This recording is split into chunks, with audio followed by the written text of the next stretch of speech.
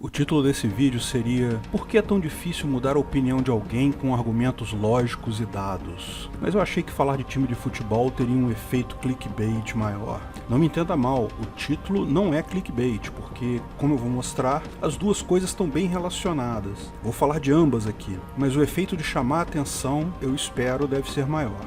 Você já deve ter reparado isso. Se você gosta do Bolsonaro e tentou convencer aquele seu amigo Lularápio a mudar de ideia, é impossível. Se você gosta do Lula e já tentou convencer aquele seu amigo Bolsominion a mudar de ideia, é impossível também.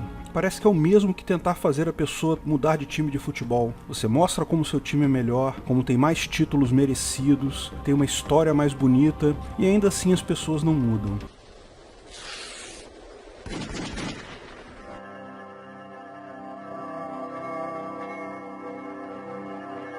Afinal, por que ninguém muda de time de futebol? Até pouco tempo atrás, eu era fã dos celulares da Samsung. Tinha um J7 que eu achava ótimo pelo custo-benefício. Sempre discutia com iPhoneistas, o pessoal que gosta de iPhone, que preferem pagar 5 vezes a mais por algo que, bom, eu reconheço, é melhor, mas é só um pouco melhor. Não chega, na minha humilde opinião, a ser 20% melhor. Sim, eu era um samsunista. Mas aí alguém me mostrou um Xiaomi Redmi Note 4. Poxa, custa menos que o Samsung, tem ainda mais funcionalidades, roda ainda melhor. Eu não tive dúvidas, deixei de ser samsunista na hora. Todas as discussões não deveriam ser assim, ou seja, se você apresenta fatos e argumentos consistentes que mostram que a posição da outra pessoa está errada, ela não deveria mudar a posição imediatamente? É o melhor a fazer. Se eu tivesse batido o pé, defendido meu Samsung, igual defendo meu time de futebol, eu estaria até agora com um celular pior e mais caro. Por que não somos assim com todas as decisões? Por que não analisamos friamente o que é melhor e mudamos de opinião em todos os temas? O fato é que o processo de tomada de decisão é algo bastante complexo e tem muito pouco a ver com lógica e argumentos. Não se sabe exatamente há quanto tempo seres humanos usam linguagem, mas eu acredito que o tempo que vivemos com linguagens bem definidas e claras, com uma população com nível intelectual e escolaridade, a ponto de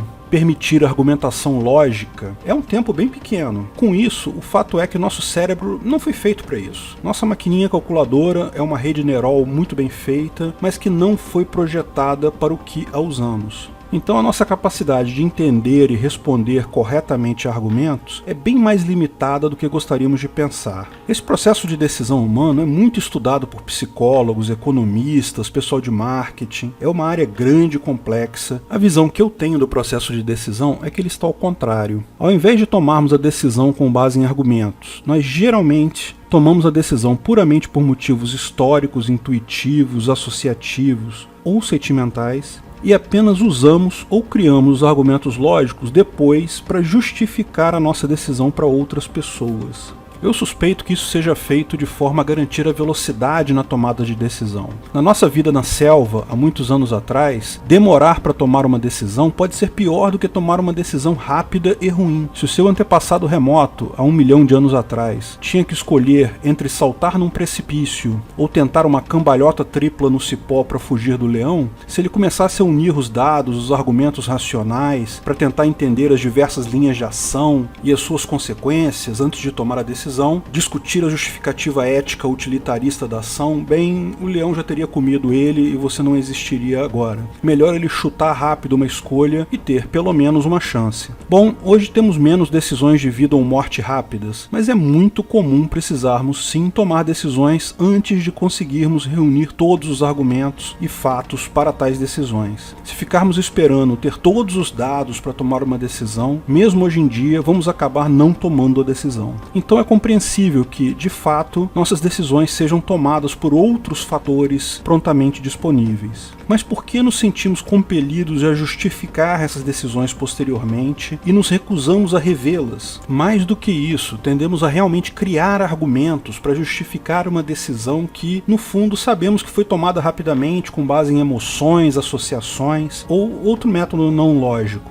Mesmo sabendo que a decisão foi errada, tendemos a tentar justificá-la. Bom, imagino que para os nossos antepassados, e até para nós mesmos, é natural ter uma certa inércia das decisões. Ficar mudando de ideia a cada novo argumento é o mesmo que não decidir nada e você vai acabar comido pelo leão do mesmo jeito. Nos meios acadêmicos, essa tendência a justificarmos decisões, mesmo quando claramente erradas, é efeito da dissonância cognitiva. Na verdade, a dissonância cognitiva aponta que a nossa mente experimenta um desconforto quando notamos duas cognições diferentes sobre o mesmo fato. Uma cognição é o que experimentamos de fato, ou seja, o resultado da nossa decisão, e a outra cognição é a nossa decisão em si, em que, lógico, esperávamos um cenário melhor. Para tentar reduzir tal desconforto, como não podemos mudar a nossa decisão, tendemos a mudar a nossa opinião, nossos argumentos, toda a nossa percepção sobre algo para justificar isso, para tentar aproximar essas duas cognições. Uma experiência conhecida nessa área pediu que alunos executassem uma tarefa absolutamente tediosa, tipo organizar talheres em prateleiras e depois virar 90 graus, enfim, algo absurdamente chato. Depois do experimento, os alunos foram divididos em 3 grupos. Para o primeiro e segundo grupos, foi dito a eles que eles precisariam fazer propaganda daquele experimento para outros alunos, dizer que era algo legal e divertido. Para o primeiro grupo, ofereceram $1 se eles estivessem dispostos a, em última análise, mentir, para os outros estudantes. A experiência foi muito chata, mas eles deveriam dizer que foi legal. Para o segundo grupo, ofereceram $20 pela mesma coisa. O terceiro grupo não teve que falar nada para ninguém. A experiência real foi que, depois disso, todos os 3 grupos tinham que preencher um formulário dizendo se realmente haviam achado a experiência boa ou chata. O resultado foi curioso. O grupo que não fez propaganda e o grupo que ganhou $20 para fazer propaganda responderam de forma similar. Foi muito chato. Mas o grupo que ganhou $1 mostrou uma visão muito mais positiva da experiência. Isso porque esse grupo experimentou a dissonância cognitiva. Veja, o grupo que não fez propaganda apenas reportou o fato de que as tarefas eram muito chatas. E eram mesmo. Esse era o grupo de controle. O grupo que recebeu $20 teve paz na consciência que foi mesmo muito chato, me pagaram para mentir, eu topei. Mas o outro grupo que aceitou mentir por $1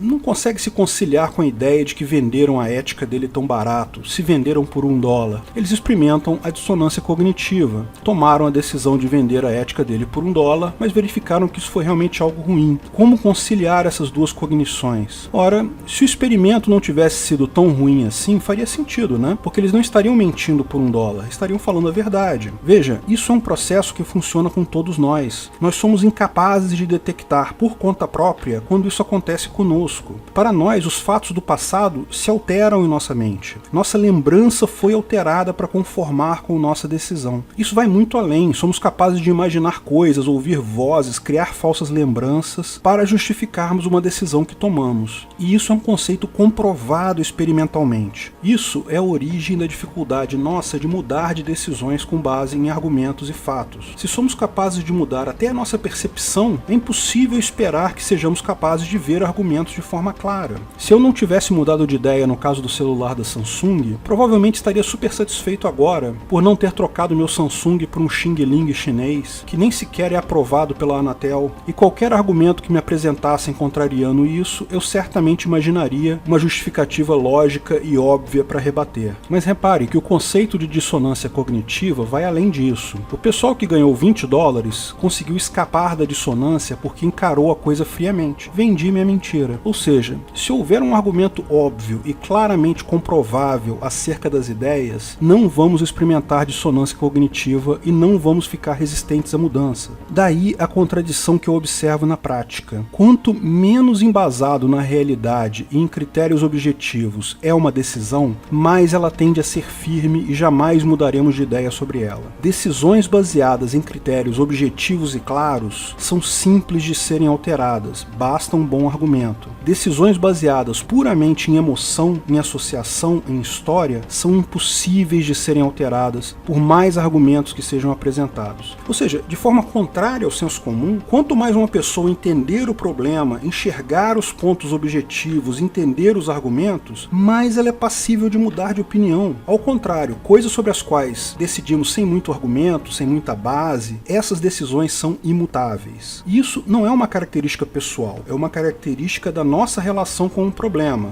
Ou seja, uma mesma pessoa pode tomar decisões embasadas em lógica e dados sobre um assunto, as quais podem ser facilmente alteráveis com novos argumentos. Essa mesma pessoa pode tomar decisões emocionais e sem fundamentos sobre um outro assunto, as quais irá se agarrar com todas as forças. Por isso eu não entendo as pessoas. É tão óbvio que o Vasco da Gama é o melhor time do mundo, com uma história tão linda, de ter sido erguido do nada por seus torcedores pobres, ter enfrentado os times elitistas do Rio de Janeiro. Flamengo, Fluminense, Botafogo são todos nomes de bairro ou genitivos chiques do Rio, e representam a origem elitista do futebol. O Vasco da Gama surgiu do nada, no subúrbio, de um monte de donos de padaria pobres que gostaram da brincadeira de jogar bola, e brigou lindamente contra a elite do futebol, contra tudo e contra todos, pela igualdade racial inclusive, numa época que as regras do jogo permitiam que jogadores brancos revidassem fisicamente faltas feitas por jogadores negros. Sim, havia uma regra do futebol que dizia que se um jogador negro fizesse uma falta em um jogador branco, esse tinha o direito de dar um tapa no jogador.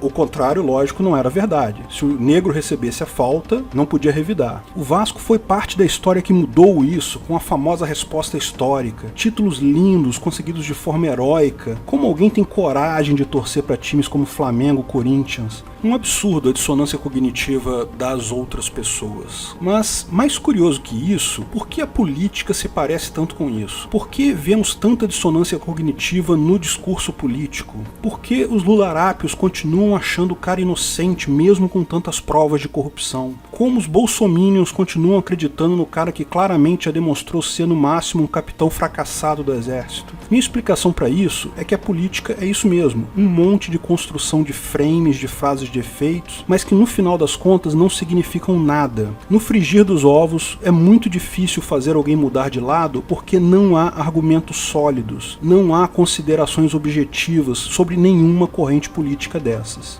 E não há como corrigir isso usando as mesmas ferramentas que temos hoje. Não há como saber como seria o país se o Aécio tivesse ganho da Dilma em 2014. Os dois são vermes políticos corruptos e incompetentes. Mas será que seria melhor ou pior? Da mesma forma, não dá para saber se Bolsonaro vai ser melhor ou pior que o Haddad ou o Lula. Seja o que for, bom ou ruim, poderia ser pior com o outro ou ser melhor. Não tem como saber. Vai ser sempre baseado em emoção e não em dados concretos. Apenas a transformação da política em um mercado permite superar isso. Ao invés de só um governo, permita-se que sejam criados vários governos e as pessoas escolhem o governo que quiser, ao mesmo tempo, no mesmo lugar. Em um mercado, algumas pessoas podem comprar Bolsonaro, outras pessoas podem comprar Lula, como sua empresa de segurança privada. Ainda vai haver dissonância cognitiva aí, como em toda decisão humana, mas pelo menos vai ser possível comparar objetivamente os resultados, visto que ambos os governos funcionam no mesmo lugar ao mesmo tempo. Imagina-se trarão de resultados diferentes para seus clientes. Isso é o anarcocapitalismo, isso é uma sociedade de leis privadas, isso é a saída para essa lambança futebolística que virou a política.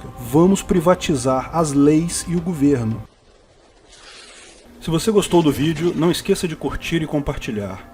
Comente abaixo se tiver qualquer dúvida ou se quiser sugerir novos temas. Se inscreva no canal e clique no sininho para ser avisado de novos vídeos. Lançamos vídeos novos todas as sextas-feiras, eventualmente algum vídeo extra durante a semana. Agradeço a todos os nossos apoiadores no Patreon, Apoia-se e Subscribestar, principalmente nossos apoiadores VIPs, areanobre.com.br, Bob Dias, Bruno Brinatti, Cláudio Góes, Délcio de Castro Júnior, Keller, Fabrício Biasotto, Gabriel Carres, Matheus Azevedo, Matheus Carvalho Silva, Matheus Nardi, Onias Vieira Júnior, Rodrigo Andolfato, Thiago Abreu, Washington Matos Polotto. Se quiser contribuir com o canal, ajudar na divulgação do anarcocapitalismo, veja na descrição do vídeo de que formas você pode fazer isso.